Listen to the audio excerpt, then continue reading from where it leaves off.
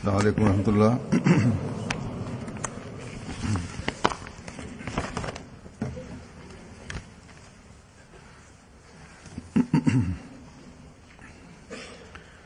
अशहदु अन ला इलाहा इल्लल्लाह वहदहु ला शरीका लहु وأشهد أن محمدا عبده ورسوله أما بعد فأعوذ بالله من الشيطان الرجيم بسم الله الرحمن الرحيم الحمد لله رب العالمين الرحمن الرحيم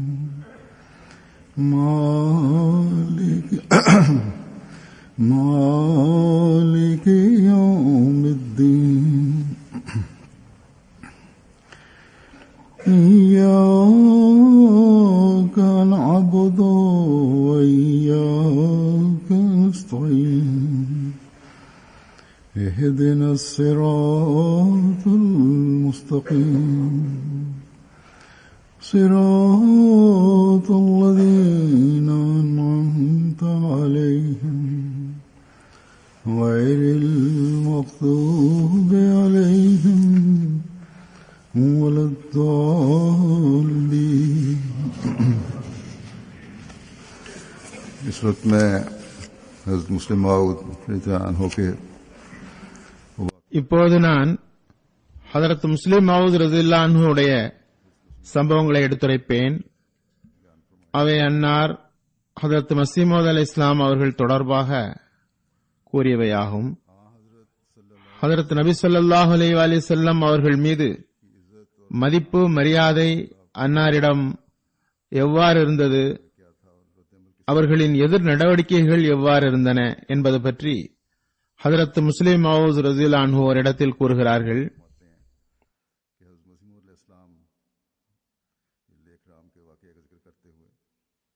ஹதரத் மஸீஹ் மவ்ஊத் அலைஹிஸ்ஸலாமுடைய லேக்ராமுடன் நடந்த சந்திப்பு பற்றியது. ஒருமுறை லாகூர் அல்லது அம்ரிட்சர் ரயில் நிலையத்தில் ஹதரத் மஸீஹ் மவ்ஊத் அலைஹிஸ்ஸலாம் வந்திருந்தார்கள்.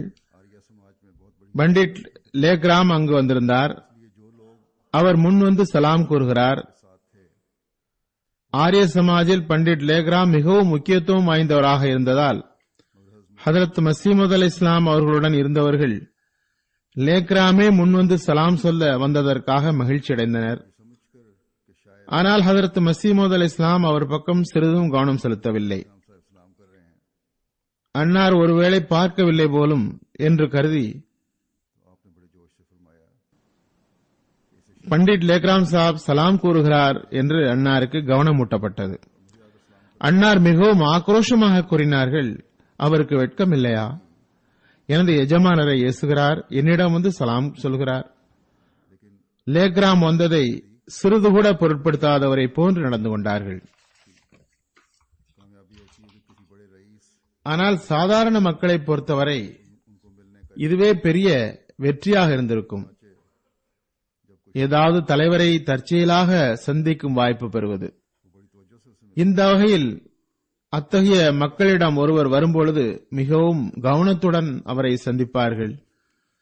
ஆனால் ஒரு ஏழை வந்தாலோ பொருட்படுத்தவே மாட்டார்கள். இதே சம்பவத்தை பற்றி குறிப்பிட்டவாறு ஓரிடத்தில் அன்னார் கூறுகிறார்கள்,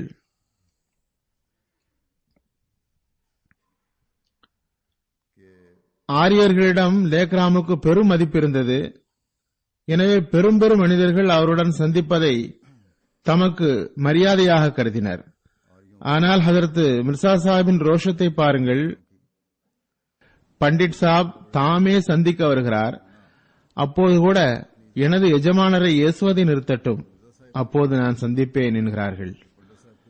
இங்கு இந்த சம்பவத்திலிருந்து அவர்களின் ரசூலுல்லாஹி ஸல்லல்லாஹு அலைஹி வஸல்லம் அவர்கள் மீதுள்ள தன்மான உணர்வு தெரிய வருகிறது. இதில் இன்னொரு பாடமாவது, பெரிய மனிதர்களுக்கு அவர்கள் பெரியவர்கள் என்பதனால் அவர்களுக்கு சலாம் சொல்வதால் நமது கண்ணியம் நிலைத்து நிற்கும் என்பதால் சலாம் சொல்வது போதுமானதன்று. மாறாக ஏழைகளின் கண்ணியத்தையும் கவனத்தில் கொள்ள வேண்டும். அதில் தன்மான உணர்வை காட்டும் தேவை ஒன்றும் உள்ளது. அதாவது, பெரிய மனிதர் ஒருவர் நமது ரசூலுல்லாஹி ஸல்லல்லாஹு அலைஹி வஸல்லம் அவர்களை பற்றி தவறான வார்த்தை கூறினால் அவர் எவ்வளவு பெரிய மனிதராக இருப்பினும் அவருக்கு முக்கியத்துவம் கொடுக்க வேண்டிய தேவையில்லை.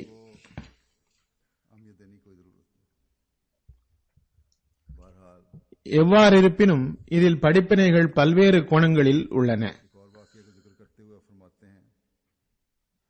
இதுபோன்று இன்னொரு சம்பவத்தை பற்றி குறிப்பிட்டவாறு கூறுகிறார்கள். ஹதரத் மிர்சா சாப் தமது குழந்தைகளுடன் நடந்து கொண்ட நடைமுறை எத்தனை உயர்வானதாக இருந்தது என்றால், அன்னாருக்கு எப்போதாவது கோபம் கூட வரும் என்று எண்ணியும் பார்க்க முடியாதிருந்தது. ஹதரத் முஸ்லிம் மவுத் கூறுகிறார்கள், நாங்கள் சிறுவர்களாக இருந்தோம். ஹதரத் சாப் ஒருபோதும் கோபம் கொள்ளவே மாட்டார்கள் என்று கருதிவிட்டோம். பிள்ளைகளிடம் அன்பின் தகுதி எவ்வளவு உயர்வானதாக இருந்தது என்றால் அது பற்றி ஹதரத் மௌலவி அப்துல் கரீம் சாப் ரஸியல்லாஹு அன்ஹு அறிவிக்கிறார்கள். ஹதரத் முஸ்லிம் மவுத் அவர்களிடமிருந்து அறிவிக்கிறார்கள். ஹதரத் மிர்சா சாப் கூறினார்கள், எனது விலா பகுதியில் வலி இருந்தது, ஒத்தடம் செய்யப்பட்டது, இருந்தும் சுகமாகவில்லை. கடைசியில் பார்த்தபோது அன்னாரின் சட்டைப்பையில் உடைந்த செங்கல் துண்டு இருந்தது. அதன் அழுத்தத்தினால் வலி ஏற்பட்டது. ஹுசூர், இது எவ்வாறு உங்கள் சட்டைப்பைக்குள் வந்தது என்று கேட்கப்பட்டது. கூறினார்கள், மஹமூத் என்னிடம் இந்த கல் துண்டை தந்தார், இதனை பாதுகாப்பாக வைத்திருக்குமாறு சொன்னார். நான் சட்டைப்பையில் இட்டுக் கொண்டேன், அவர் கேட்டால் கொடுப்பேன் என்றார்கள். மௌலவி அப்துல் கரீம் சாப், என்னிடம் தாருங்கள், நான் வைத்துக் கொள்கிறேன் என்றதற்கு, வேண்டாம், நானே வைத்துக் கொள்கிறேன் என்றார்கள். அன்னாருக்கு குழந்தைகளிடம் பேரன்பு இருந்தது. ஹதரத் முஸ்லிம் மவுத் கூறுகிறார்கள்,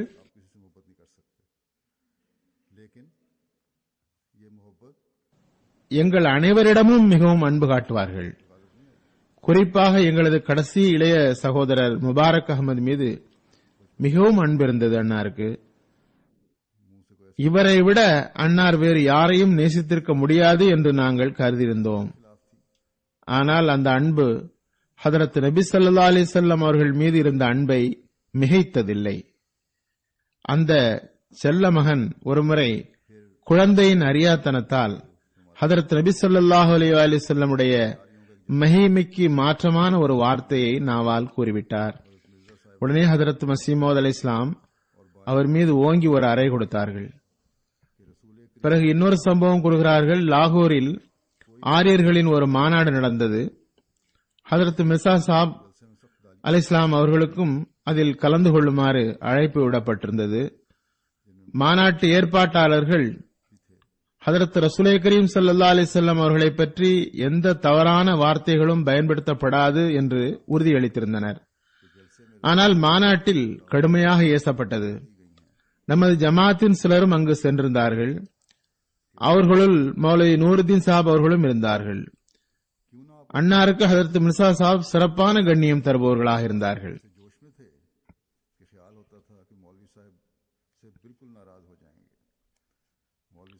மாநாட்டில் ஹதரத் நபி ஸல்லல்லாஹு அலைஹி வஸல்லம் அவர்களை ஏசினார்கள் என்று கேள்விப்பட்டதும் மௌலவி சாஹிப்பை பார்த்து, அங்கே உட்கார்ந்திருப்பதற்கு உங்கள் ரோஷம் எவ்வாறு இடம் கொடுத்தது, ஏன் நீங்கள் எழுந்து வரவில்லை என்றார்கள். அந்த நேரத்தில் ஹதரத் அலைஹிஸ்ஸலாம் எவ்வளவு வேகமாக இருந்தார்கள் என்றால் மௌலவி சாஹிப்பிடம் முற்றிலும் கோபம் கொண்டுவிடப் போகிறார்கள் என்று தோன்றியது. மௌலவி சாஹிப், ஹுசூர், தவறு நேர்ந்து விட்டது என்றார்கள். ஹதரத் மஸீஹ் மவ்ஊத், என்ன தவறு? ஹதரத் ரசூல் கரீம் ஸல்லல்லாஹு அலைஹி வஸல்லம் அவர்களை ஏசப்படுகிறது, நீங்கள் அங்கு உட்கார்ந்திருக்கிறீர்கள் என்றார்கள். பிறகு முஸ்லிம் மவுத் கூறுகிறார்கள், நானும் ஹதரத் முதல் கலீஃபத்துல் மஸீஹ் அவர்களுடன் போயிருந்தேன். என்னையும் அங்கு ஏன் உட்கார்ந்திருந்தீர் என்று கடுமையாக கண்டித்தார்கள். ஆக இன்று ஹதரத் மஸீஹ் மவ்ஊத் அலைஹிஸ்ஸலாம் மீது இவர்கள் அபாண்ட பழி சுமத்துகிறார்கள். நவுஸ்பில்லா. அன்னார் தம்மை ஹதரத் நபி ஸல்லல்லாஹு அலைஹி வஸல்லம் அவர்களை விட பெரியவராக கருதுகிறார்கள் என்று. இந்த உணர்வுக்கும் வெளிப்பாட்டிற்கும் முன்னால் இம்மக்கள் போட்டியிட முடியுமா? அந்தோ இந்த பழி சுமத்துவோர் அன்னாருக்கு நபி ஸல்லல்லாஹு அலைஹி வஸல்லம் மீது இருந்த பேரன்பை பார்க்க வேண்டும். பிறகு அப்துல்லா ஆத்தமுடன் ஒரு விவாதம் நடந்தது. அதனை பற்றி குறிப்பிட்டவாறு எழுதுகிறார்கள். ஆத்தமுடைய விவாதம் பற்றி ஜங்கே முகத்தஸ் என்ற நூலில் எழுதியுள்ளார்கள். ஹதரத் மஸீஹ் மவ்ஊத் அலைஹிஸ்ஸலாமுடைய இந்த விவாதம் அன்னார் தாம் மஸீஹ் மவ்ஊத் என்று பிரகடனம் செய்த பிறகு நடந்தது. மௌலைமார்கள் அன்னார் காஃபிராகிவிட்டதாக அறிவித்து விட்டனர். அன்னார் கொலை செய்யப்பட தகுந்தவர் என்று மார்க்க தீர்ப்பு வழங்கிவிட்டனர். ஹதரத் முஸ்லிம் மவ்ஊத் 1923 கூறுகிறார்கள், இப்போது ஜமாத்துக்கு இருக்கிற பாதுகாப்பு கூட அப்போது இல்லை. இப்போது அஹ்மதிகள் குறைவாக இருக்கின்ற இடத்தில் இருக்கின்ற அதே நிலைதான் முழு ஜமாத்தின் நிலையாக அப்போது இருந்தது. எல்லா இடத்திலும் இதே நிலை இருந்தது. அந்த நிலையில் ஓர் அஹ்மதி அல்லாதவருக்கு ஒரு கிறிஸ்தவருடன் விவாத போட்டியிட வேண்டி வந்தது. இந்த போட்டி அஹ்மதி அல்லாதவர்களிடம்தான் விடுக்கப்பட்டிருந்தது. அவர்கள்தான் எங்கள் சார்பாக நீங்கள் இந்த விவாதத்தில் கலந்து கொள்ளுங்கள் என்று ஹதரத் மஸீஹ் மவ்ஊத் அலைஹிஸ்ஸலாம் அவர்களுக்கு அழைப்பு விடுத்திருந்தார்கள். கூறுகிறார்கள், அது அஹ்மதி அல்லாதவருக்கு கிறிஸ்தவர்களுடன் விவாதமாக இருந்தது. அதில் ஹதரத் சாஹிபிடம் அவர்களை எதிர்த்து நிற்குமாறு கேட்டுக் கொள்ளப்பட்டது. அன்னார் உடனே எழுந்தார்கள். அஹ்மதி அல்லாதவர்கள் போன்று கிறிஸ்தவர்கள் எனக்கு ஒன்றும் எதிரி அல்ல என்று அப்போது ஹதரத் மஸீஹ் மவ்ஊத் அலைஹிஸ்ஸலாம் கூறவில்லை. ஏனெனில் கிறிஸ்தவர்கள் கொலை ஃபத்வா வழங்கவில்லை. ஆனால் இந்த அஹ்மதி அல்லாத மௌலைகளோ கொலை ஃபத்வா கொடுத்திருந்தார்கள். ஆனால் வேண்டுகோள் அந்த அஹ்மதி அல்லாதவர்களிடமிருந்தே வந்திருந்தாலும் கூட ஹதரத் நபி ஸல்லல்லாஹு அலைஹி வஸல்லமுடைய கண்ணியத்தையும் இஸ்லாத்தின் கண்ணியத்தையும் அல்லாஹ்வின் ஒருமைத்தன்மையை நிலைநாட்டுவதற்கும் அன்னார் இந்த விவாதத்திற்கு செல்ல முற்பட்டார்கள். காதியானுக்கு வெளியில் சென்றார்கள். இது அன்னாரின் ஈமானிய ரோஷமாகும். அதற்காக அன்னார் எதனையும் பொருட்படுத்தவில்லை. இவ்வாறு இருப்பினும் அது ஒரு நீண்ட விவாதம். அது 15 நாட்கள் நடந்தது. இறுதியில் அன்னார் துஆ செய்தார்கள். ஓர் வரம்பு நிர்ணயித்து முன்னறிவிப்பும் செய்தார்கள். ஹதரத் மஸீஹ் மவ்ஊத் அலைஹிஸ்ஸலாம் அந்த முன்னறிவிப்பு பற்றி கூறுகிறார்கள், இன்று இரவு என் மீது திறக்கப்பட்டதாவது, நான் இறை சன்னிதானத்தில் மிகவும் பணிந்துருகி, நீயே இவ்விஷயத்தில் தீர்ப்பளிப்பாயாக. நாங்கள் எளிய அடியார்கள், உனது தீர்ப்பை தவிர வேறு எதுவும் செய்ய முடியாது என்று துஆ செய்தபோது அவன் ஓர் அடையாளத்தை நற்செய்தியாக தந்தான். இந்த விவாதத்தில் இரு தரப்பிலும் எவர் வேண்டுமென்றே பொய்யை மேற்கொள்கிறாரோ, உண்மையான இறைவனை விட்டுவிட்டாரோ, அவர் இதே நாளிலிருந்து 15 மாதத்திற்குள் நரகத்தில் விழ வைக்கப்படுவார். கடும் இழிவு அவருக்கு வந்து சேரும். நிபந்தனை, அவர் உண்மையின் பக்கம் திரும்பாவிட்டால் இது நிகழும். எவர் உண்மையின் மீது இருக்கிறாரோ, உண்மையான இறைவனை நம்புகிறாரோ, அவருக்கு இதிலிருந்து கண்ணியம் வெளிப்படும். உண்மையான இறைவனை ஹதரத் மஸீஹ் மவ்ஊத் அலைஹிஸ்ஸலாம் தான் நம்பியிருந்தார்கள். கிறிஸ்தவர்கள் இயேசுவை இறைவனாக்கி வைத்திருந்தார்கள். அதற்காக விவாதித்தனர். எவ்வாறு இருப்பினும் இது ஒரு நீண்ட விவாதம். அதன் விளைவை உலகம் கண்டது. அது பற்றி ஹதரத் முஸ்லிம் மவ்ஊத் ரலியல்லாஹு அன்ஹு ஒரு சம்பவத்தை கூறியுள்ளார்கள். அதனை எடுத்து வைக்கிறேன். ஓரிடத்தில் அன்னார் ஹாஜா குலாம் ஃபரீத் சாப் சச்சடா ஷரீப் பற்றி கூறுகிறார்கள்.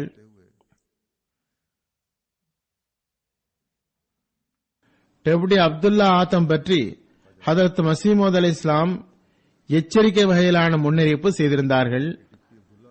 முன்னரே அதனை படித்து காட்டியது போன்று அதற்கான தவணையும் தாண்டியது. அவர் மரணிக்கவில்லை. 15 மாதம்தான் தவணை இருந்தது. உடனே புறப்பார்வையுடையவர்கள் கூச்சலிட்டனர்.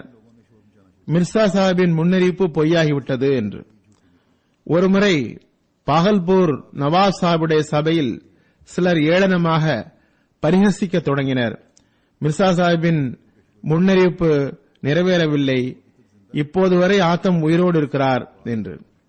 அப்போது அந்த சபையில் ஹாஜா குலாம் ஃபரீத் சாப் சச்சடா வாலே இருந்தார்கள். அவருக்கு முரிதாகத்தான் நவாப் சாஹிப் இருந்தார். பேச்சுக்கு பேச்சு நவாப் சாஹிபுடைய வாயிலிருந்தும் ஆம், மிர்சா சாஹிப் முன்னறிவிப்பு நிறைவேறவில்லை என்ற வார்த்தை வந்தது. அப்போது காஜா ஃபரீத் சாஹிபுக்கு வேகம் வந்தது. அன்னார் மிகவும் கம்பீரமாக கூறினார்கள், எவர் சொன்னார் ஆத்தம் உயிரோடு இருக்கிறார் என்று? எனக்கு அவனது பிரேதம் தென்படுகிறது.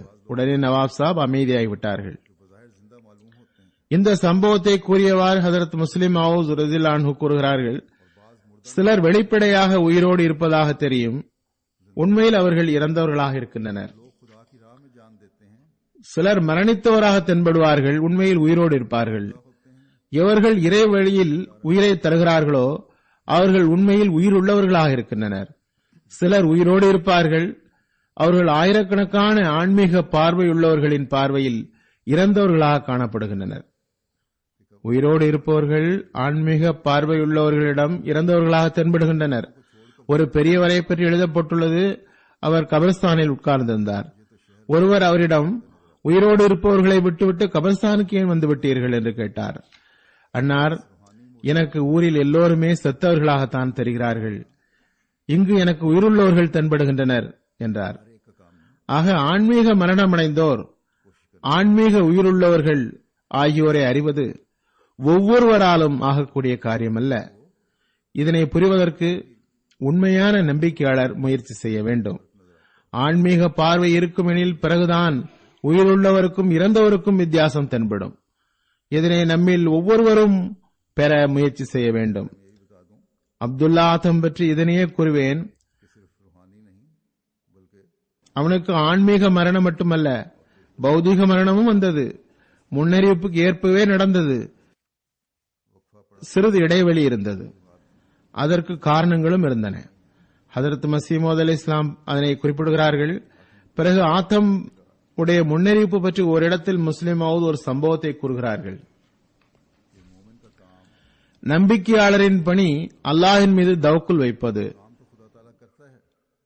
வேலையை இறைவன் செய்கிறான். நமது கடமையாவது நாம் எதை செய்தாலும், எதை சிந்தித்தாலும், எதனை கூறினாலும் அது இறைவன் கூறியதைத்தான் செய்ய வேண்டும். ஹதரத் மஸீஹ் மவ்ஊத் அலைஹிஸ்ஸலாம் ஆத்தம் பற்றி முன்னறிவிப்பு செய்தார்கள். முன்னறிவித்த தவணை கடந்தது. முஸ்லிம் மவ்ஊத் கூறுகிறார்கள், அப்போது எனக்கு 6-7 வயது இருக்கும். எனக்கு அந்த காட்சி நன்றாக நினைவில் உள்ளது.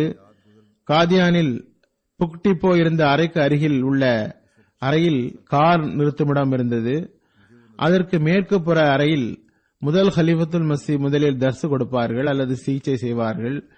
கடைசி நாட்களில் மௌலவி குதுபுத்தீன் சாப் மர்ஹூம் ரலியல்லாஹு அன்ஹு அங்கு கிளினிக் நடத்தி வந்தார்கள்.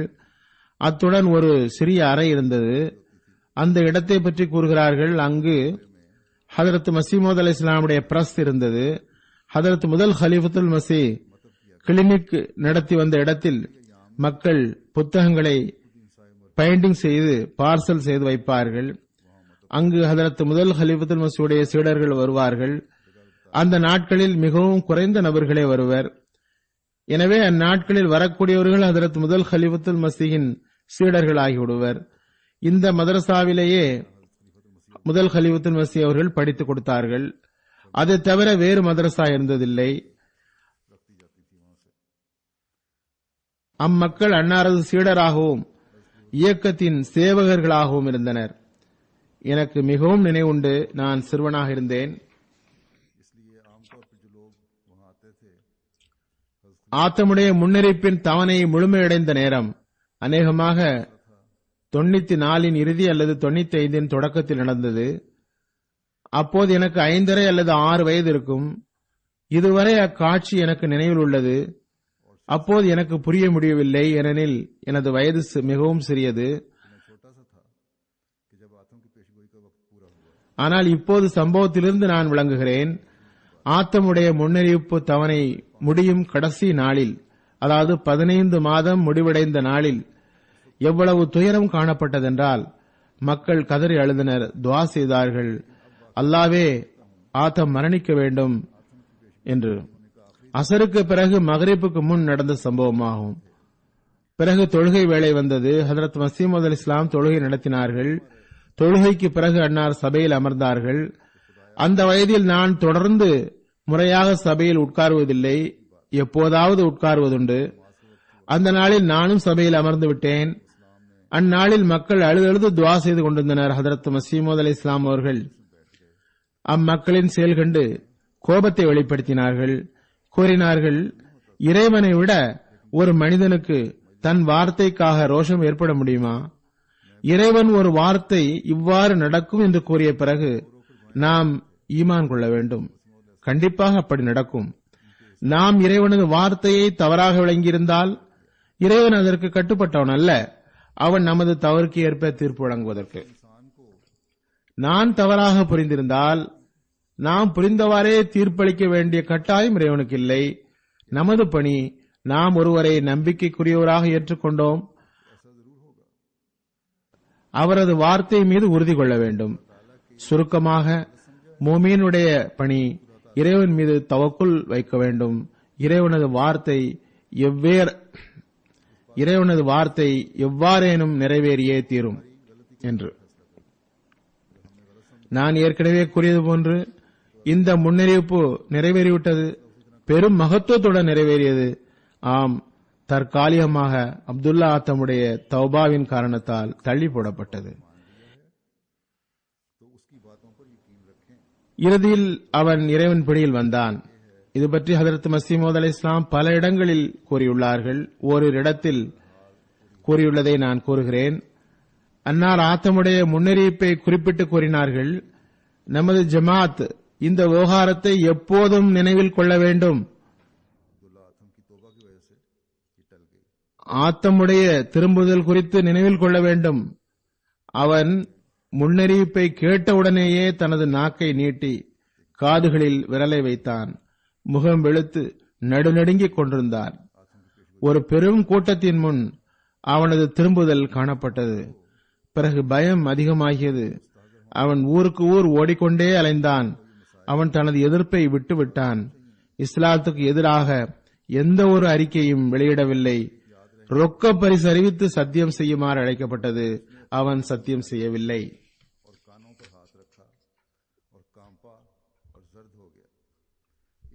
உண்மையான சாட்சியத்தை மறைத்தல் என்ற குற்றத்திற்காக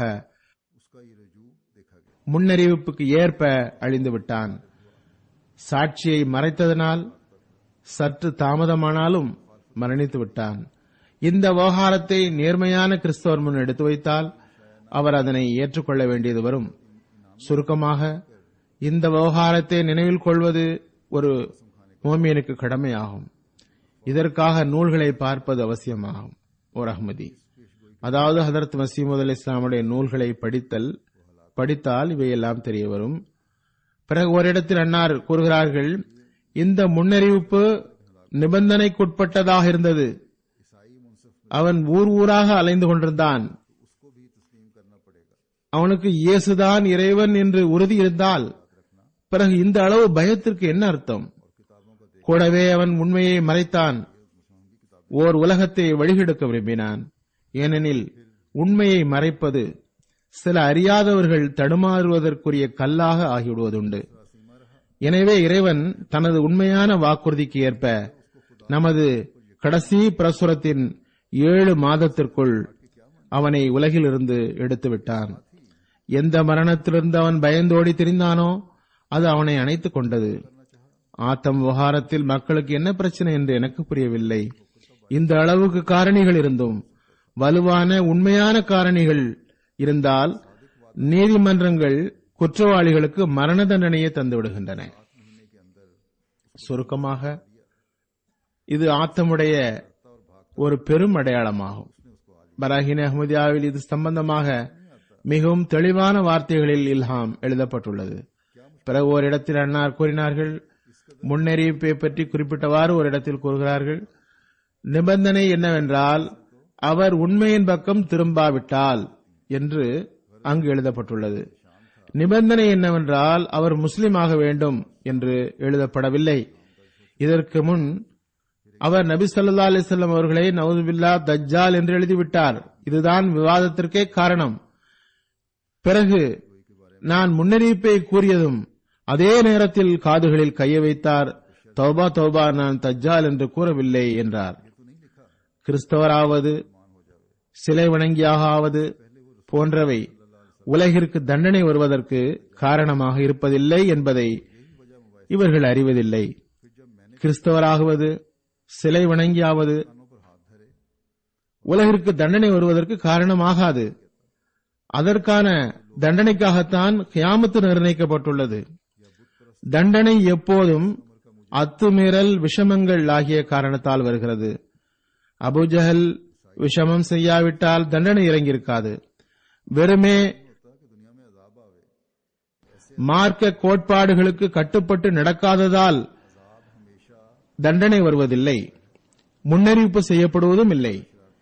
எப்போதும் அளவுக்கு மீறிய விஷமம் செய்யும் பொழுது முன்னறிவிப்பு செய்யப்படுகிறது. கூறுகிறார்கள், மனிதர் எவ்வளவுதான் சிலை வணங்கியாக இருந்தாலும் அவன் விஷமம் செய்யாதவரை தண்டனை வராது. இந்த விஷயங்களுக்காகவும் உலகிலேயே தண்டனை வந்துவிட்டால் பிறகு மறுமையில் என்ன நடக்கும்? பிறகு கூறினார்கள், காபிர்களுக்கான அசல் சிறைச்சாலை மறுமை நாள்தான். அங்குதான் தீர்ப்பு வழங்கப்படுகிறது. இதன் மீது ஒரு கேள்வி எழுகிறது, பிறகு ஏன் உலகில் தண்டனை வருகிறது? அதற்கு சுருக்கமான பதிலாக அன்னார் தந்தது இதுதான். அதாவது தண்டனை வரம்பு மீறிய துணிச்சலின் காரணத்தினால் உருவாகிறது. தண்டனை வரம்பு மீறிய துணிச்சலின் காரணத்தினால் வருகிறது. இந்த விவாதம் நடந்து கொண்டிருந்த போது கிறிஸ்தவர்கள் ஒரு தந்திரத்தை நடத்தி ஹதரத் மஸீஹ் மவ்ஊத் அலைஹிஸ்ஸலாமை பற்றி குறைத்து மதிப்பிட வைக்க எண்ணினார்கள். மக்களின் முன் அன்னாரை தலைகுனிய வைக்கும் முறையில் சோதனை வைக்க விரும்பினர். ஆனால் அல்லாஹ் தஆலா அவர்களின் தீங்கை அவர்களின் பக்கமே திருப்பினான். அவர்கள் பதறி போயினர். பார்த்தவர்கள் கூறுகின்றார்கள், அது பார்க்க வேண்டிய ஒரு பதற்றமாக இருந்தது. ஹதரத் முஸ்லிம் மவ்ஊத் அவர்கள் முதலாவது ஹலீஃபத்துல் மஸீஹின் ஆதாரத்தை வைத்து கூறுகிறார்கள். முஸ்லிம் மவ்ஊத் அப்போது நான் சிறுவன் என்று கூறினார்கள். ஹதரத் முதலாவது ஹலீஃபத்துல் மஸீஹ் கூறுகிறார்கள், ஆத்தமுடைய விவாதத்தின் போது நான் பார்த்த காட்சியால் எமது அறிவு திகைத்து விட்டது. பிறகு எமது மூளை வானத்தை அடைந்து விட்டது. கூறுகிறார்கள், பிறகு கிறிஸ்தவர்கள் மிகவும் நெருக்கடிக்கு உள்ளாயினர். நமது ஒரு தந்திரமும் பலிக்கவில்லை என்று நினைத்து சில முஸ்லிம்களையும் தம்முடன் சேர்த்து கொண்டு எள்ளி நகையாடுவதற்காக ஒரு விஷமம் செய்தனர். சில குருடர்கள், செவிடர்கள், முடவர்கள், கைகால் ஊனமுற்றவர்களை கூட்டி வந்திருந்தனர். இவர்களை எல்லாம் விவாதத்திற்கு முன் ஓரிடத்தில் உட்கார வைத்திருந்தார்கள். ஹதரத் மஸீஹ் மவ்ஊத் அலைஹிஸ்ஸலாம் வந்ததும் உடனே அந்த ஊனமுற்றவர்கள், செவிடர்கள், குருடர்களை எல்லாம் அவர்கள் முன் நிறுத்தினர். வார்த்தைகளால் விவாதம் நிறைவடையாது, நிறைய பேசியாகிவிட்டது. நீங்கள் நான் மஸீஹ் என்று கூறுகிறீர்கள். மஸீஹ் நாசிரி குருடர்களுக்கு பார்வையை தந்தார், செவிடர்களுக்கு காதை தந்தார், நொண்டி மற்றும் ஊனமுற்றவர்களுக்கு கைகால்களை சரிபடுத்தினார். நாங்கள் உங்களை இந்த சிரமத்திலிருந்து விடுவிப்பதற்காக இங்கு சில குருடர், செவிடர், ஊனமுற்றவர்களை ஒன்று திரட்டியுள்ளோம். நீங்கள் உண்மையில் மஸீஹை போன்றவர் என்றால் இவர்களை குணமாக்கி காட்டுங்கள் என்றார்கள். ஹஜ்ரத் கலீஃபா அவ்வல் ரலியல்லாஹு அன்ஹு கூறுகிறார்கள், இதனை கேட்டு எங்கள் உள்ளம் அமர்ந்து விட்டது, சங்கடத்துக்குள்ளாகினோம். இந்த விஷயம் இதுதான் என்று நாங்கள் புரிந்திருந்தாலும் இன்று இம்மக்களுக்கு எள்ளி நகையாட, பரிகாசம் செய்ய வாய்ப்பு கிடைத்துவிடுமே என்று பதறினோம். ஆனால் ஹதரத் மஸீஹ் மவ்ஊத் அலைஹிஸ்ஸலாமுடைய முகத்தை பார்த்தபோது அன்னாரின் முகத்தில் அதிருப்தி, பதற்றம் ஆகியவற்றின் அறிகுறியே இல்லை. அவர்கள், அதாவது கிறிஸ்தவர்கள், பேசி முடித்ததும் ஹதரத் மஸீஹ் மவ்ஊத் அலைஹிஸ்ஸலாம் கூறினார்கள், பாருங்கள் பாதிரி சாப்,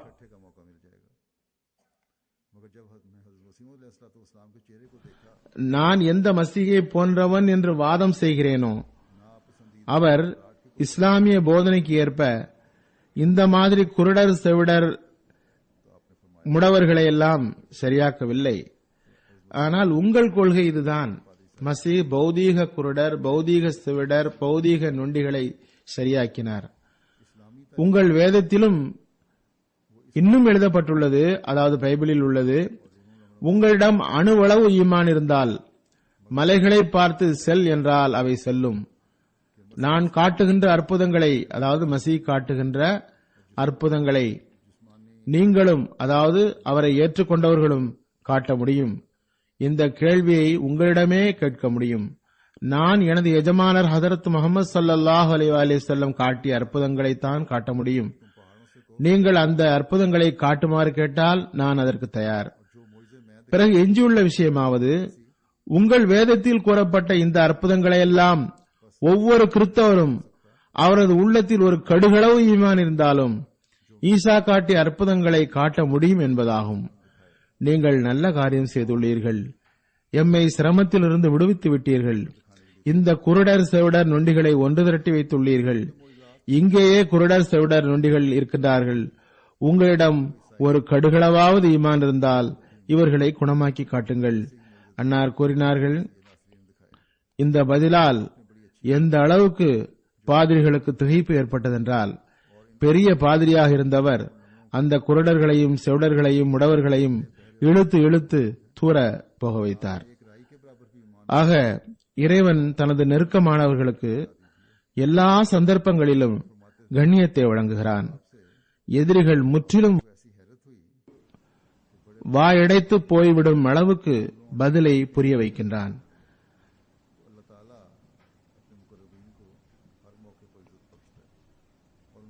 ஒரு மனிதர் ஹதரத் மசீஹ் மவ்ஊத் அலைஹிஸ்ஸலாமிடம் நல்ல பிடிப்புள்ளவராக இருந்தார். பிறகு முர்த்ததாகிவிட்டார், வழி தவறிவிட்டார். அவரை பற்றி முஸ்லிம் மவ்ஊத் அறிவிக்கிறார்கள், லூத்தியானாவில் ஒரு மனிதர் மீர் அப்பாஸ் அலி என்பவர் இருந்தார். ஹதரத் சாஹிபிடம் மிகவும் கலப்பற்றவராக இருந்தார். அவரது அப்போதைய நிலை குறித்து ஹதரத் சாஹிபுக்கு இல்ஹாம் கூட வந்தது. லூதியானாவில் ஹதரத் மசீஹ் மவ்ஊத் அலைஹிஸ்ஸலாம் மற்றும் மௌலை முகமது ஹுசைன் பட்டாலவி இருவருக்கும் இடையில் விவாதம் நடந்தபோது மீர் அப்பாஸ் அலி ஹதரத் மசீஹ் மவ்ஊத் அலைஹிஸ்ஸலாமிடம் ஒரு தூது செய்தியை எடுத்துக்கொண்டு சென்றார். மௌலை முகமது ஹுசைன் போன்ற பெரிய மௌலவிகள் மிகவும் மரியாதை செய்து அவரது கையை முத்தமிட்டார்கள். நீங்களோ ரசூலுல்லாஹுடைய குடும்பத்தவர், உங்களிடம் நாங்கள் பையத்து கூட செய்வோம். இந்த முகலாயர் எங்கிருந்து வந்தார்? இறைவனால் நியமிக்கப்பட்டவர் வருவதாயின் நபி ஸல்லல்லாஹு அலைஹி வஸல்லமுடைய பாரம்பரியத்தில் இருந்துதான் வர வேண்டும், வருவார் என்றனர். பிறகு தஸவ்வுஃப் மற்றும் சூஃபிகளை பற்றி பேச்சு வந்தது. மீர் சாஹிபுக்கு சூஃபிகளிடம் நல்ல பற்று இருந்தது. மௌலவிகள் அவரிடம் அதையும் இதையும் கூறி, சூஃபிகள் இதுபோன்ற அற்புதங்களை காட்டுவார்கள், மிர்சா சாஹிபிடமும் இதுபோன்று ஏதாவது செய்ய முடிந்தால் செய்து காட்டச் சொல்லுங்கள், நாங்கள் இன்றே அவரை ஏற்போம், உதாரணமாக பாம்பை பிடித்து காட்டட்டும் அல்லது இது மாதிரி ஏதாவது செய்யட்டும் என்றனர். மீர் அப்பாஸ் அலியின் உள்ளத்தில் இது அமர்ந்து விட்டது. ஹதரத் சாஹிபிடம் வந்ததும், ஹுசூர் ஏதாவது கராமத்து காட்டுங்கள், அப்போதுதான் மௌலை நம்புவார்கள் என்றார். ஹதரத் மசீஹ் மவ்ஊத் அலைஹிஸ்ஸலாம் கூறுகிறார்கள், கராமத் என்ற சொல் மீர் சாஹிபிடமிருந்து வெளிப்பட்டதும் மீர் சாஹிபை மௌலவிகள் கைப்பற்றி அவர் மீது ஆதிக்கம் செலுத்திவிட்டார்கள் என்று எனக்கு புரிந்துவிட்டது. ஹதரத் சாஹிப் அவருக்கு மிகவும் புரிய வைத்தார்கள். அவர் விளங்கவில்லை. விளைவு அவரது ஈமான் வீணாகியது. அவரது ஈமானும் பற்றும் போய்விட்டது. இதே சம்பவத்தை மீர் அப்பாஸ் அலி சம்பவத்தை விளக்கியவாறு ஒரு இடத்தில் கூறுகிறார்கள். ஹதரத் மசீஹ் மவ்ஊத் அலைஹிஸ்ஸலாம் அவர்களுக்கு மீர் அப்பாஸ் அலி லூதியானவி பற்றி ஒரு முறை அறிவிக்கப்பட்டது. அவர் நல்லவர், இல்ஹாம் கூட அவர் பற்றி வந்தது என்று கூறப்பட்டது. அன்னார் அவரை புகழ்ந்தார்கள். அவரது முடிவு குறித்து அன்னாருக்கு தெரியாது. ஒரு நாள் அவர் முர்த்தத் ஆவார் என்று தெரியாது. ஆனால் பிறகு அன்னாருக்கு அது குறித்து இறைவன் அறிய செய்தான். சுருக்கமாக, மனித அறிவு எல்லைக்குட்பட்டது. இறைவனே முழுமையான அறிவை கொண்டுள்ளான், எல்லாவற்றையும் சூழ்ந்துள்ளான், எவரும் அளவிட முடியாது. நபிமார்களுக்கு கூட எவ்வளவு அறிவிக்கிறானோ அதனை அறிவிக்கின்றார்கள். மீர் சாஹிபுடைய குறிப்பு இன்னும் அதிகம் உள்ளது. ஹதரத் மசீமது அலைஹிஸ் ஸலாம் அவர்களுக்கு அவரை பற்றி இல்ஹாம் வந்தது. அவர் மிகவும் ஆழமான பிடிப்புள்ளவராக இருந்தார். ஒருமுறை அவரது ஆன்மீக ஆற்றல் பற்றி மிகவும் புகழப்பட்டிருந்தது. பிறகு அவர் முர்த்தத் ஆகிவிட்டார். ஹதரத் மசீமது அலைஹிஸ் ஸலாம் மீது சிலர் ஆட்சேபனை செய்தார்கள். இறைவனது இல்ஹாமில் அவரை பற்றி புகழப்பட்டுள்ளது, பிறகு ஏன் அவர் முர்த்தத்தானார்? அன்னார் கூறினார்கள், சந்தேகமின்றி அவரை பற்றி இல்ஹாமில் பாராட்டப்பட்டுள்ளது. அல்லாஹுடைய வார்த்தையில் அவர் உயரிய ஆன்மீக ஆற்றல் உடையவர் என்று கூறப்பட்டுள்ளது. ஆனால் அவர் அந்த ஆற்றல்களிலிருந்து அனுமதிக்கப்படாத ஆகுமற்ற பயன் பெற்றபோது, அவரிடம் தற்பெருமையும் கர்வமும் உருவான போது அல்லாஹின் கோபம் அவர் மீது இறங்கியது. அவர் முர்த்ததாகிவிட்டார். ஹதரத் முஸ்லிம் மவுத் கூறுகிறார்கள், சூரே ஃபாத்திஹாவின் துஆவும் நமக்கு இதே கூறுகிறது. நயவஞ்சகம், மறுப்பு இரண்டும் மனிதனிடம் எப்போதும் இணைந்துள்ளது. இந்த இரு நோய்களும் அருளை பெற்றவர்களின் கூட்டத்தில் இணைந்த பிறகு மனிதன் மீது தாக்குதலை தொடுக்கிறது. அதன் சான்றாவது யூதர்கள் மற்றும் கிறிஸ்தவர்கள் பற்றி சூரே ஃபாத்திஹாவில் கூறப்பட்டுள்ளது. அவர்களிடம் வெகுமதி கிடைத்த பிறகுதான் இந்த நிலை வந்தது. அருளை பெற்றவர்கள் தமது அசல் தகுதியை உணராவிட்டால் தற்பெருமையின் காரணத்தினால் அவர்களை கோபத்திற்கு ஆளானவர்களில் சேர்த்து விடுகின்றான் அல்லது லால்லீனில் இணைத்து விடுகிறான். இந்த கருத்தை எப்போதும் நினைவில் கொள்ள வேண்டும். சூரே ஃபாத்திஹாவின் இறுதியில் தீமைகளிலிருந்து தப்புவதற்கு அல்லாஹ் தஆலா துஆ கற்று தந்துள்ளான். அதில் எப்போதும் இந்த துஆவை நினைவில் கொள்ள வேண்டும். அல்லாஹ் தஆலா எப்போதும் நம்மை அருள் பெற்றோர்களுடனேயே சேர்த்து வைப்பானாக. தீய தாக்கங்கள் நம்மிடம் ஒருபோதும் உருவாகாமல் இருக்கட்டுமாக. பிறகு ஓரிடத்தில் வெளிப்படையான அறிவு சான்றாண்மையின் அடிப்படையாக இருக்காது என்பது குறித்து எழுதியுள்ளார்கள்.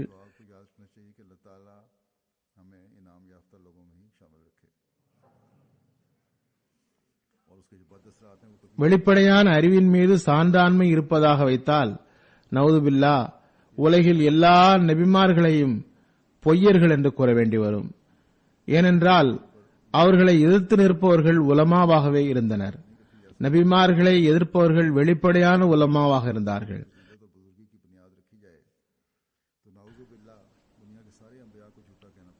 ஹதரத் மசீமது அலைஹிஸ்ஸலாம் அவர்களையும் அதே ஆலிம்கள் தான் எதிர்த்தனர். தம்மை வெளிப்படையான அறிவின் அடிப்படையில் பெரும்பெரும் ஆலிம் என்றவர்கள் கருதியிருந்தார்கள். எந்த அளவுக்கென்றால் மௌலவி முகமது ஹுசைன் பட்டாலவி மிகவும் ஏளனமாக ஹதரத் மசீமது அலைஹிஸ்ஸலாமை முன்ஷி குலாம் அஹமத் என்று எழுதினார். அதாவது நவுதுபில்லா, அன்னார் 2-4 வரிகள் எழுதக்கூடிய ஒரு எழுத்தாளர் தானாம், ஆலிம் இல்லையாம். ஹதரத் மசீமது அலைஹிஸ்ஸலாம் ஆலிம் இல்லையாம். இவ்வாறு கூறுவதில் அவர் மிகவும் மகிழ்ச்சி அடைந்தார். நான் அவரை எழுத்தாளர் என்று எழுதிவிட்டேன், முன்ஷி என்று எழுதிவிட்டேன். பிறகு கூறுகிறார்கள், நான் சிறுவனாக இருந்தேன். மௌலவி சையது அஹசன் சாப் அம்ரோஹி ஒரு சபையில் கூறினார், மௌலவி முகமது ஹுசைன் பட்டாலவி என்னை பார்த்து மௌலவி என்று கூறியுள்ளார். ஆனால் ஹதரத் மசீமது அலைஹிஸ்ஸலாமை பார்த்து முன்ஷி என்று எழுதியுள்ளார், எழுத்தாளர் என்று எழுதியுள்ளார் என்றார். நான் சிறுவனாக இருந்த போதே எனக்கு அது தவறாக தோன்றியது. ஏன் இதனை ஒரு சபையில் கூறுகிறார் என்று. எவ்வாறு இருப்பினும் ஏற்றுக்கொண்டிருப்பவர்கள் பயன்படுத்துகின்ற வார்த்தை நல்லதாக இருக்க வேண்டும். ஒவ்வொன்றையும் கூற வேண்டிய தேவையில்லை. ஹதரத் மசீமது அலைஹிஸ்ஸலாம் அவர்களின் மொழியில் சம்பவங்களை கேட்போம். கூறுகிறார்கள், இதுவும் ஹதரத் சாஹிபுடைய சம்பவம். அன்னார் ஒரு பாக்கெட்டில் கடிதத்தை வைத்து அனுப்பிவிட்டார்கள். தபால் துறை சட்டப்படி அது தடுக்கப்பட்டது. ஆனால் அன்னாருக்கு தெரியாது. தபால் துறை விசாரணைக்கு உத்தரவிட்டது. அன்னாருக்கு தண்டனை தருவதற்காக பிரத்யேக அதிகாரியையும் நியமித்தது. கண்டிப்பாக தண்டனை தர வேண்டும் என்று அழுத்தம் கொடுக்கப்பட்டது. அதன் மூலம் பிறர் எச்சரிக்கையாக இருக்க வேண்டும் என்பதற்காக. ஹஜரத் சாஹிபுடைய வக்கீல் கூறினார், மிகவும் எளிது. தங்களது பாக்கெட் சாட்சியாளர்களின் முன் திறக்கப்படவில்லை. நான் கடிதத்தை தனியாகத்தான் அனுப்பினேன். அவர்களாகவே அதில் எதிர்ப்பின் காரணமாக நான் கடிதத்தை உள்ளே வைத்துவிட்டேன் என்று கூறுகின்றார்கள் என்று கூறிவிடுங்கள். ஹதரத் சாப் கூறினார்கள், அது பொய்யாகிவிடும். வக்கீல் கூறினார், அதனை தவிர நீங்கள் தப்பிக்க வேறு வழியில்லை. அன்னார் கூறினார்கள், என்ன ஆனாலும் என்னால் பொய் சொல்ல இயலாது.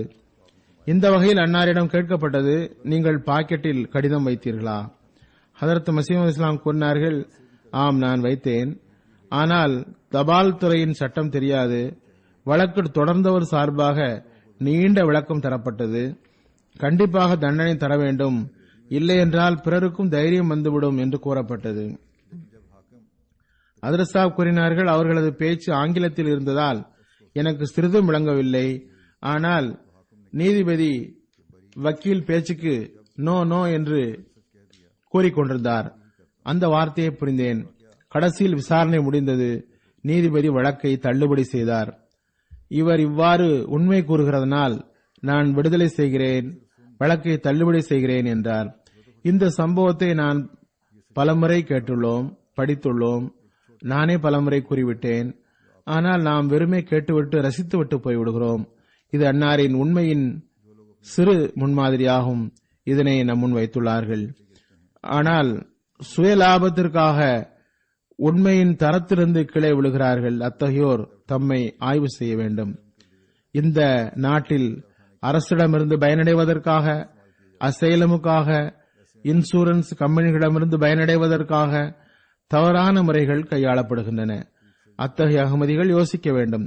இவ்வாறான நேர்மையற்ற செயல்கள் மூலம் பயன் பெறுவது ஓர் அகமதிக்கு அழகை தராது. அற்புதங்கள் என்ற பெயரில் மந்திர தந்திரங்கள் செய்வது ஆகுமானதா என்பது குறித்து கூறும்பொழுது ஹதரத் மசீமோத் அலி இஸ்லாம் எப்போதும் ஹதரத் அபூ ஹுரைரா ரலியல்லாஹு அன்ஹு அவர்களை பற்றி கூறுவார்கள். ஹதரத் அபூ ஹுரைரா ரலியல்லாஹு தஆலா அன்ஹு அவர்களிடம் மற்ற சஹாபிகளை விட உய்த்துணரும் பண்பு, அலசி ஆராயும் பண்பு குறைவாகவே இருந்தது. மௌலைகள் இதற்கு கூச்சலிட்டனர். ஆனால் சரியான விஷயம்தான் சரியானது.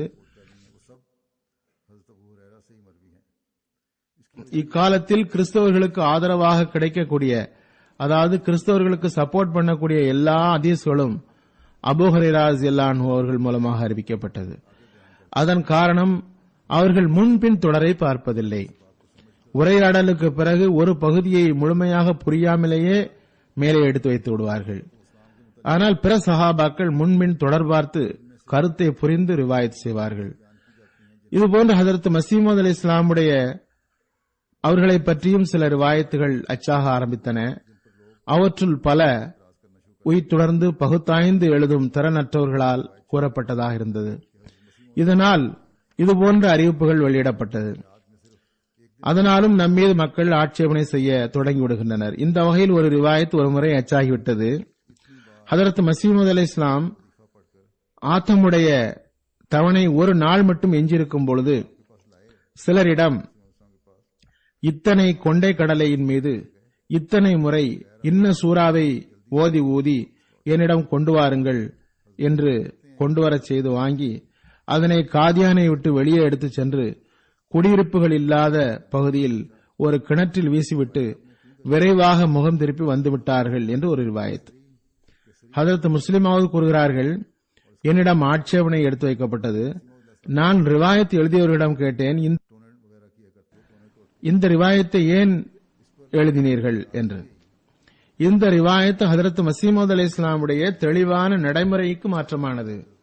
அதன் பொருள் என்னவென்றால், ஹதரத் மசீமோத் அலி இஸ்லாம் அவர்களும் மந்திரம் போன்ற விஷயங்களை நம்பினார்கள், நவுதுபில்லா என்பதாகும். உடனே அது சம்பந்தமாக ஆய்வு செய்த போது தெரிய வந்தது, ஒருவர் அதுபோன்று கனவு கண்டார். ஹதரத் மசீமோத் அலி இஸ்லாம் முன்னால் அது பற்றி கூறப்பட்டது. அன்னார் கூறினார்கள், அதனை வெளிப்படையான முறையில் நிறைவேற்றிவிடுங்கள். ஒரு கனவை நிறைவேற்றுவதற்காக ஒரு வேலையை செய்வது முற்றிலும் வேறு விஷயமாகும். விரும்பி வேண்டுமென்றே அப்படி செய்வது வேறு விஷயம். வெளிப்படையான முறையில் கனவில் கூறப்பட்டபடியே செய்யப்படுவதற்கு காரணம், அதன் மூலம் அல்லாஹ் நாடினால் அக்கனவின் தீய அம்சம் வெளிப்படையில் நிறைவேறாமல் போக வேண்டும். அல்லாஹ், அதாவது கனவுக்கு விளக்கம் தருபவர்கள் எச்சரிக்கும் கனவை வெளிப்படையாக நிறைவேற்றினால் பிறகு அது நிகழாது போய்விடும். இறைவன் அதனை வெளிப்படையாக பூர்த்தி செய்ததையே போதுமானதாக்கி விடுவான் என்று கூறியுள்ளார்கள். இதற்கு உதாரணமும் நமக்கு ஹதீஸில் காணப்படுகிறது. இந்த வகையில் ஹஜ்ரத் ரசூலுல்லாஹி ஸல்லல்லாஹு அலைஹி வஸல்லம் அவர்கள் கனவில் பார்த்தார்கள், சுராக்கா பின் மாலிக் உடைய கையில் கிஸ்ரா உடைய பொற்காப்பு அணியப்பட்டிருந்தது. ஒருபுறம் இந்த கனவின் பொருள் ஈரான் வெற்றி கொள்ளப்படும், இன்னொரு புறம் அதில் சுட்டிக்காட்டப்பட்ட விஷயம் ஈரான் வெற்றி கொள்ளப்பட்ட பிறகு ஈரானியர்களின் தரப்பிலிருந்து சில பிரச்சனைகள் வருவது தீர்மானிக்கப்பட்ட விஷயம் என்பதாகும். கனவில் தங்கத்தை கண்டால் அதன் பொருள் கவலை, தொல்லை என்பதாகும். ஹதரத் உமர் ரஸியல்லாஹு அன்ஹு அவர்கள் ஹதரத் ரசூல் கரீம் ஸல்லல்லாஹு அலைஹி வஸல்லம் உடைய கனவின் பொருளை உணர்ந்து சுரக்காவை கூப்பிட்டு சுரக்காவின் கையில் காப்பை அணியும் என்றார்கள். இல்லையெனில் சவுக்கடி கொடுப்பேன் என்றார்கள். அதுவன்றி பொற்காப்பு அணிதல் ஆண்களுக்கு தடுக்கப்பட்டதாகும். ஹதரத் நபி ஸல்லல்லாஹு அலைஹி வஸல்லம் உடைய வார்த்தையை நிறைவேற்றுவதற்காக மட்டுமன்றி அதில் ஏதாவது தீ அம்சம் இருக்கும் என்றால் அது விலகிவிட வேண்டும் என்பதற்காக ஹதரத் உமர் ரஸியல்லாஹு அன்ஹு அவர்கள் காப்பை அணிய செய்தார்கள். இந்த வகையில் தங்க காப்பு அணிவிக்கப்பட்டது. இவ்வாறு ஹதரத் உமர் ரஸியல்லாஹு அன்ஹு ஹதரத் ரசூல் கரீம் ஸல்லல்லாஹு அலைஹி வஸல்லம் உடைய இந்த கனவில் கவலை மற்றும் தொல்லைகளின் அம்சத்தை அகற்ற நினைத்தார்கள். சில கருத்துக்களை முன்பின் தொடர்ச்சி காணாமல் எழுதிவிட்டால் பிரச்சனைகள் உருவாகிவிடும்.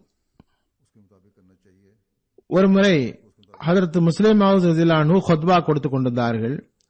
அதில் அன்னார் ஜமாத் மக்களுக்கு சண்டை சச்சரவிலிருந்து விலகுமாறு அறிவுறுத்தினார்கள். இது 1931 நடந்த சம்பவம். ஜமாத்து பக்குவத்தை பெற்றிருந்தது என்றால் பிறகு உங்களது மார்க்க அமல்களை அறிவுக்கு ஏற்ப அமைக்க வேண்டும், மார்க்கம் நமக்கு போதிப்பதை செய்ய வேண்டும் என்று விளக்கிய பிறகு ஒரு மனிதரை பற்றி ஹுத்பாவில் கூறினார்கள். இதன் காரணத்தினாலேயே ஒருவர் ஜமாத்தை விட்டு நீக்கப்பட்டார் என்று கூறினார்கள். ஹுத்பாவிற்கு பிறகு இரண்டாவது ஹுத்பா ஆரம்பித்ததும் ஹுத்பா ஓதிக்கொண்டிருக்கும் பொழுதே ஒருவர் எழுந்து இரண்டாவது ஹலிஃபாவிடம், ஹுசூர், ஜமாத்தை விட்டு நீக்கப்பட்டவர் பெயர் என்ன என்று கேட்டார்.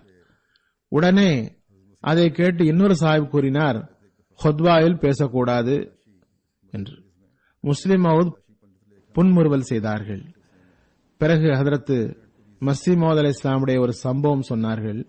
ஹதரத் மஸீஹ் மவ்ஊத் அலைஹிஸ்ஸலாம் ஒரு முறை தனது வீட்டில் சோதனையிடப்பட்ட சம்பவத்தை கூறினார்கள். பண்டிட் லேக்ராம் படுகொலை சம்பவம் தொடர்பாக சோதனையிடப்பட்டது. சோதனையிட்டவர் குர்தாஸ்பூர் சூப்பரிண்டென்ட் போலீஸ். அன்னார் கூறினார்கள், சூப்பரிண்டென்ட் போலீஸ் ஒரு குறுகலான வாசல் வழியாக கடந்து சென்றபோது நிலையில் தலை கடுமையாக இடித்துவிட்டது, தலை சுற்றிவிட்டது. நாங்கள் அவரிடம் பால் குடிக்குமாறு கூறினோம். அவர் மறுத்துவிட்டார். சோதனை போட இப்போது வந்துள்ளேன், அது எனது பொறுப்புக்கு எதிரானது என்றார். ஹதரத் மஸீஹ் மவ்ஊத் அலைஹிஸ்ஸலாம் அவர்களுக்கு அவர் அவ்வாறு பதில் சொன்னார். உடனே முதலில் கூறப்பட்ட அதே மனிதர், வெளியேற்றப்பட்டவரினுடைய பெயர் கேட்ட மனிதர் போன், ஹுசூர், அவரது தலையிலிருந்து ரத்தம் கூட வந்துவிட்டதா இல்லையா என்று கேட்டார். ஹதரத் சாப் சிரித்தவாறு, நான் அவரது தொப்பியை கழற்றி பார்க்கவில்லை என்றார்கள். இதுபோன்று சிலருக்கு காரணமில்லாமல் பேசும் வழக்கம் இருக்கிறது. எவ்வாறு இருப்பினும் ஹுத்பாவில் பேசுவது தடுக்கப்பட்டது.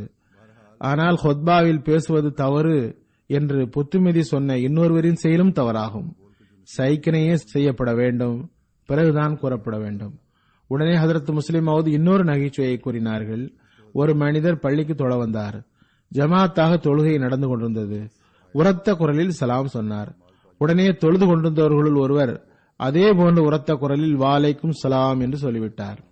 உடனே அருகில் நின்ற மற்றொரு தொழுகையாளி, தொழுகையில் பேசக்கூடாது என்று உமக்கு தெரியாதா? நீர் பதில் ஏன் சொன்னீர் என்றார். எவ்வாறு இருப்பினும் நினைவில் கொள்ள வேண்டும், ஹுத்பாவும் தொழுகையின் பகுதியாகும். எனவே ஹுத்பாவில் பேசுவதும் தடுக்கப்பட்டது. ஏதாவது பேசுவதானாலும் எவரையும் தடுப்பதானாலும் எவர் ஹுத்பா கொடுக்கிறாரோ அவரால் பேச முடியும். தொழுகையில் இமாமும் பேச முடியாது.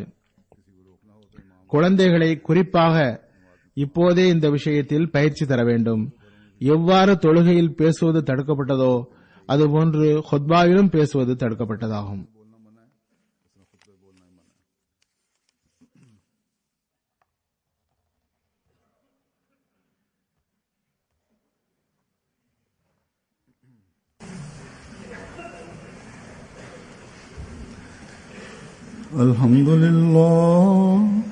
الحمد لله نحمده ونستعينه ونستغفره ونؤمن به ونتوكل عليه ونعوذ بالله من شرور أنفسنا